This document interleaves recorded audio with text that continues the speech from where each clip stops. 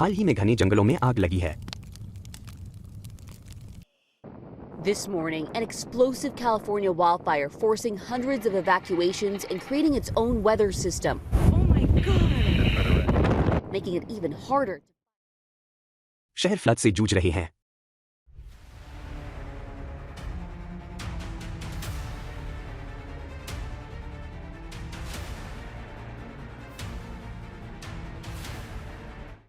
और दुनिया भर के कई इलाकों में स्ट्रॉन्ग हीट वेव्स पड़ रही है। Record-breaking heat continues to plague the western United States this week as well. हालांकि ये घटनाएं एक दूसरे से नहीं जुड़ी हुई लग सकती हैं, लेकिन ये एक बड़ी, आपस में जुड़ी चुनौती का हिस्सा हैं जो हमारे ग्रह को बदल रही है। वह है जलवायु परिवर्तन, क्लाइमेट चेंज। इस वैश्विक संकट का एक बड़ा कारण एयर पोल्यूशन है। क्लाइमेट चेंज और एयर पोल्यूशन के बीच क्या संबंध है? एयर पोल्यूशन लगातार उस हवा को प्रभावित कर रहा है जिसे हम सांस के जरिए अंदर लेते हैं। एयर पोल्यूशन व्हीकल एग्जॉस्ट और इंडस्ट्रियल वेस्ट से होता है, जो इसे एक गंभीर एनवायरमेंटल चैलेंज बनाता है। यह समस्या हमारे स्वास्थ्य को प्रभावित करती है, लेकिन क्लाइमेट चेंज से भी जुड़ी है। दोनों ही मानवीय क्रियाओं के परिणाम हैं। इस वीडियो में हम देखेंगे कि एयर पोल्यूशन और क्लाइमेट चेंज एक दूसरे से किस प्रकार जुड़े हुए हैं। औसतन एक्सट्रीम वेदर इवेंट्स ज्यादा होने का एक कारण है। साइंटिस्ट्स ने बार बार कहा है कि क्लाइमेट चेंज से आपदाओं की फ्रीक्वेंसी और तीव्रता में वृद्धि होगी। ये इवेंट्स बढ़ते ग्लोबल टेम्परेचर्स भी बढ़ जाता का प्रत्यक्ष परिणाम है, जो बदले में एयर पोल्यूटेंट्स के कारण है। ये पोल्यूटेंट्स एटमॉस्फेयर में गर्मी को फंसाते हैं, एक कंबल की तरह काम करते हैं जो गर्मी के प्रभाव को तीव्र करता है। एटमॉस्फेयर में कई तरह के पोल्यूटेंट्स मौजूद हैं, लेकिन हर एक का असर काफी अलग अलग होता है।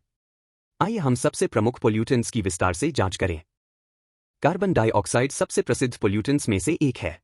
यह मुख्य रूप से कोल, ऑयल, नेचुरल गैस जैसे फॉसिल फ्यूल्स को जलाने से उत्पन्न होता है। यह ग्रीन हाउस गैस एनवायरनमेंट में हीट को फंसाने में सहायक है, जो ग्लोबल वार्मिंग को बढ़ाती है। इंडस्ट्रियल रेवोल्यूशन के बाद से CO2 का लेवल 40% अधिक बढ़ गया है, जिसका क्लाइमेट चेंज पर महत्वपूर्ण प्रभाव पड़ रहा है। जबकि मीथेन कार्बन डाइऑक्साइड जितना व्यापक नहीं है, इसकी गर्मी को रोकने की क्षमता काफी मजबूत है। यह कृषि स्रोतों, विशेष रूप से पशुधन, साथ ही लैंडफिल और फॉसिल फ्यूल्स के एक्सट्रैक्शन से उत्पन्न होता है। मीथेन वैश्विक ग्रीनहाउस गैस उत्सर्जन के लगभग 20% के लिए जिम्मेदार है और इसकी वार्मिंग क्षमता CO2 की तुलना में 25 गुना अधिक है। नॉक्स, नाइट्रोजन ऑक्साइड ऐसी गैसें हैं जो ज्यादातर वाहनों और इंडस्ट्रियल प्रोसेस से निकलती हैं। वे ग्राउंड लेवल ओजोन के निर्माण में योगदान करते हैं, जो मनुष्यों के लिए हानिकारक है, और वे पार्टिकुलेट मैटर के लेवल को भी बढ़ाते हैं। पार्टिकुलेट मैटर शब्द हवा में मौजूद उन छोटे कणों को दर्शाता है जिन्हें सांस के जरिए अंदर लिया जा सकता है और लंग्स में गहराई तक पहुंचाया जा सकता है। PM 2.5 श्वसन, रेस्पिरेटरी हेल्थ प्रॉब्लम्स और अर्ली डेथ से जुड़े होने के कारण विशेष रूप से चिंताजनक है। इसके अलावा पार्टिकुलेट मैटर का क्लाइमेट चेंज पर भी प्रभाव पड़ता है। उदाहरण के लिए ब्लैक कार्बन, PM का एक स्पेसिफिक टाइप, सनलाइट को अवशोषित करता है और एटमॉस्फेयर का टेम्परेचर बढ़ाता है।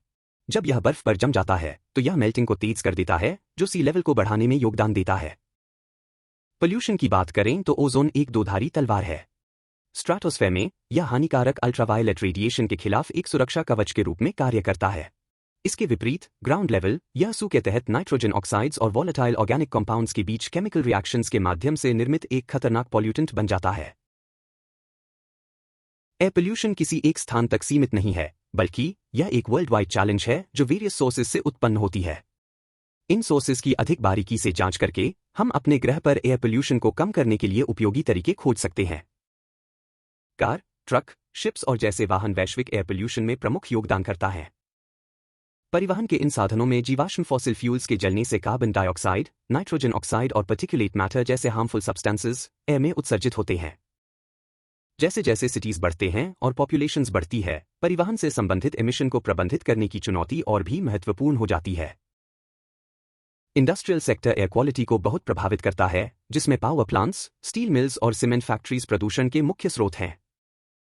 ये फैक्ट्रीज अक्सर ऊर्जा उत्पन्न करने और प्रोडक्ट्स के मैन्युफैक्चर के लिए फॉसिल फ्यूल्स के कंबशन पर निर्भर करते हैं, जिसके परिणामस्वरूप एयर में कार्बन डाइऑक्साइड, नाइट्रोजन ऑक्साइड्स और सल्फर डाइऑक्साइड की पर्याप्त मात्रा निकलती है। इनमें से कोल से चलने वाले बिजली पावर प्लांट रूप से अपने उच्च स्तर के हानिकारक उत्सर्जन के लिए जाने जाते हैं। फसल काटने के बाद किसान अक्सर अवशेषों को जला देते हैं, जो दुनिया भर के विभिन्न क्षेत्रों में एयर पोल्यूशन का एक प्रमुख सोर्स है।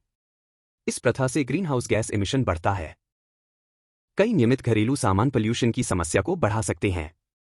पेंट, क्लीनिंग एजेंट्स और एरोसोल स्प्रे जैसे उत्पाद हवा में वॉलेटाइल ऑर्गेनिक कंपाउंड्स उत्सर्जित करते हैं।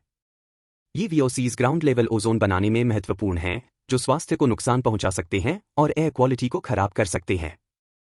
तो एयर पोल्यूशन क्लाइमेट चेंज में किस तरह योगदान देता है? इसका उत्तर एटमॉस्फेयर में छोड़े जाने वाले पोल्यूटेंट्स के प्रकारों में निहित है।